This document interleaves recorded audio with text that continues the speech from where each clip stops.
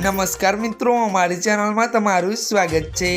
गांधीनगरना सरगासणवासना हड़मतियामां आवेला सार्थक फ्लेटना चौथा माळे आवेला मकानमा एसी में शॉर्ट सर्किट थवाने कारणे भीषण आग लागी हती, जेथी गुजरात नेशनल लॉ युनिवर्सिटी में महिला प्रोफेसर अने तेमना माता तेमज करीने फ्लेटनी बहार निकળી ગયા હતા। जो कि 75 वर्षનું माताનું ગુંગળામણને કારણે મોત નીપજ્યું હતું।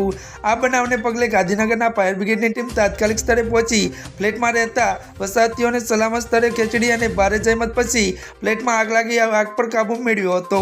જો કે ગાંધીનગરના સરગાસણના વાસના અમરતિયામાં આવેલા સાર્થક ફ્લેટના ચોથા માળે એસીમાં શોર્ટ સર્કિટના કારણે ભીષણ આગ લાગતા 75 વર્ષ વૃદ્ધના ગુંગળામણથી મોત નીપજ્યું હોવાની ઘટના પ્રકાશમાં આવી છે।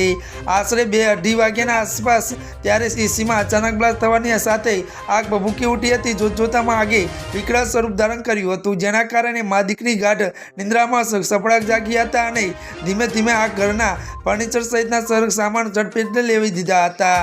જો કે મિત્રો આગના ધુમાડાના કારણે રંજનબેન બેભાન થઈને ઢળી પડ્યા હતા। આ દરમિયાન બનાવની જાણ થતાં ગાંધીનગર ફાયર બ્રિગેડની ટીમ તાત્કાલિક 2 ફાયર ટેન્કોને સાથે ઘટના સ્થળે પહોંચી ગઈ હતી અને રંજનબેન સારવાર 108 એમ્બ્યુલન્સ મારફતે ગાંધીનગરની સિવિલ હોસ્પિટલ ખસેડ્યા હતા।